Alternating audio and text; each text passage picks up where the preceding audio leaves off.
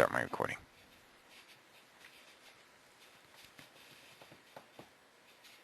All right, good afternoon, everyone. Today is Tuesday, June 12th, 2012. Going to go over the trades that we took in the live trading room this morning. I'm going to go over the results first. I'm down one trade here on the NQ. I am down 2 trades on the YM. I had 3 trades altogether. Actually, am I down 2? 1? I had a win and 2 losses over there, so I'm down 1 on the YM. And I took a loss on the ES, but Dwayne placed a trade. I had to go do something for about 5 or 10 minutes, and while I did that, Dwayne took this trade right here and got the 2 points back. Okay, so there was a 2-point loss right here and a 2-point gain right there for the ES. So we're even on the ES, we're down a trade on the NQ, and we're down a trade on the YM. Now, that's the results. Let me go over the actual setups. It was really choppy this morning. Okay, in the beginning of the morning, right in here. Look at this. It kept flipping back and forth and back and forth and back and forth. Right here was the first trade that we took. We had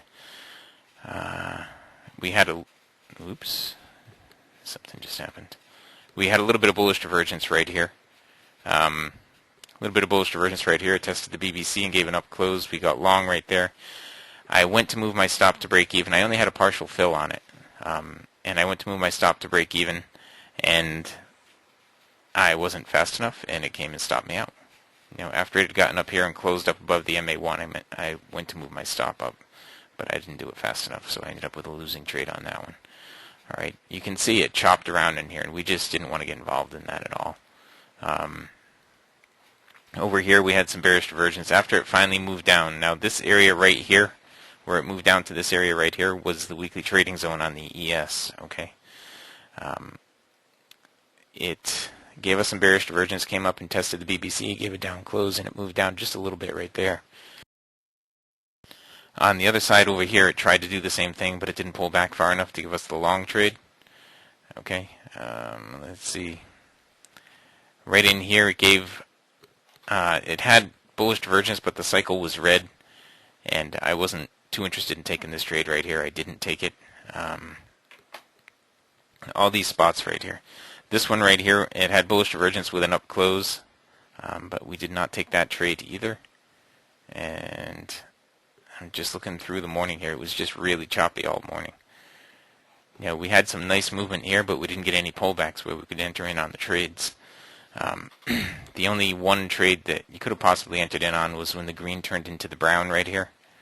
When I say the green turned into the brown, I mean this green line right here turned in the same direction as the brown. And that would have gotten you in right here for the move up. Okay. I think that was the only one of those this morning too. Yeah, I guess there was another one right over here. The green turned in the direction of the brown here. And over here. Wow.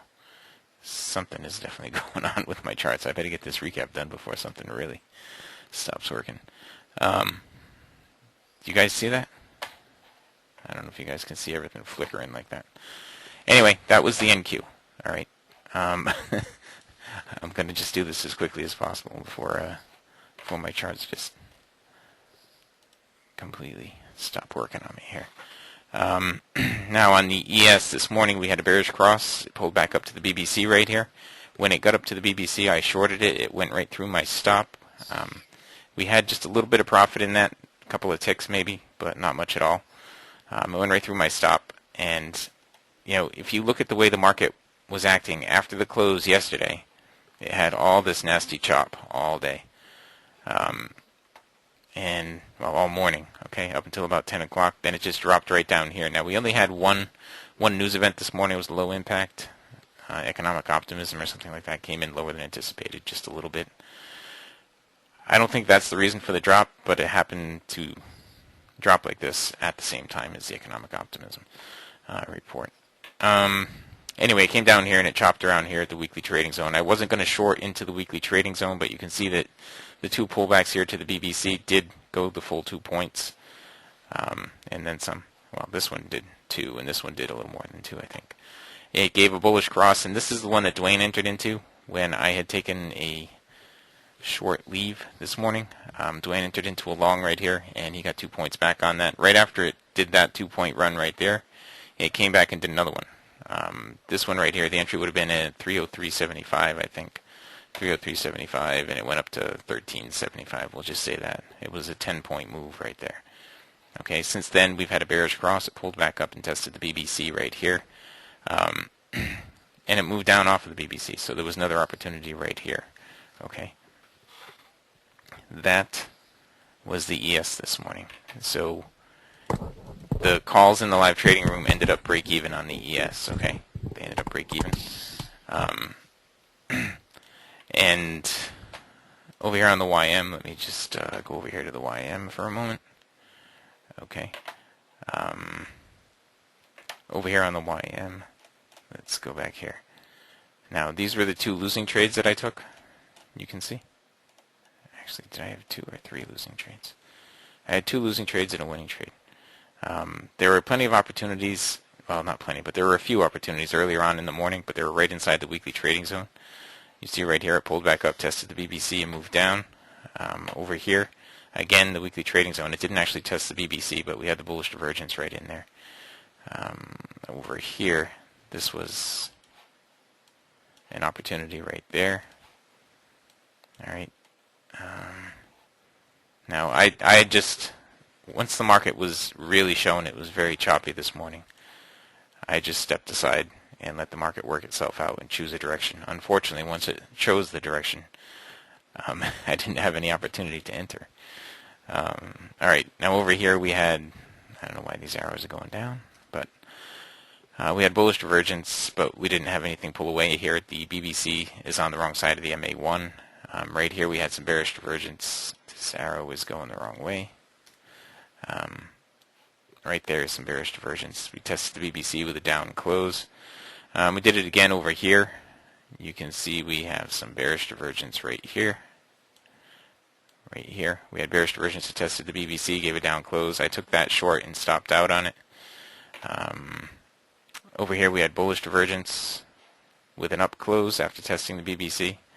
That one worked out for a few points. This one here, I didn't move my stop fast enough again. It had bearish divergence with a down close. The MA1 contained the price and moved it up. I stopped out on that one. Those were my 2 stop outs on the YM. Now the YM did have some other opportunities in here that I unfortunately did not get into. I didn't take that because the cycle was the cycle portion of the slingshot was red and headed down, so I didn't take that. And right up here you can see it got right back into the weekly trading zone. And right now it's given a long trade. So right at the moment, right in here, it is giving a long trade. Let me go to the other time frame here where I took the winning trade. Oops, the winning trade on the YM. I didn't take it from a 1500 contract. Oops, I took it from a 500 contract. Okay, let me shrink that down a little bit. What I did is when price pulled back up and tested the BBC, it went through the BBC. I put a sell stop in right below the BBC because I figured if it was going to put a big wick in on the top of the BBC like this, it was going to drop down through the BBC toward this swing pivot. So I put a sell stop in right over here. Okay, I put a sell stop in there, and I took some profit on that one. All right, I didn't take the full. It went 19 ticks from my entry. I didn't take 19 ticks out of it. I think I took 8 or 9, 10, something like that. That was the trade setup that I took this morning. That was a winning trade on the YM. It was a really choppy morning to begin with, so I didn't get involved in any trades after the first one. Actually, after the first 2 had lost, I lost one on the NQ and one on the ES to start the morning, and then I saw that it was very choppy, so I sat aside for a little while. Let's see. Right now, you see it's pulled back to the BBC again here on the 10K. So there was one right there and another one right there. You see we had the bearish divergence down here to support both of those trades. I would anticipate this moving down to right here. Now, from a weekly trading zone perspective, for those of you guys who may be new, first time looking at the weekly trading zones, these zones were given out yesterday morning at 6:15 a.m. you can see right here, price moved to the zone, consolidated at the zone, and then moved to the tick, to the zone back up above. Exactly to the tick. You see that? These zones are very powerful. All right.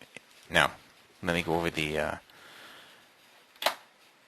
site information. If you have not taken a free trial with us, go to www.cfrn.net/apply to take a free trial. If you're on a free trial, partners meetings Thursday night.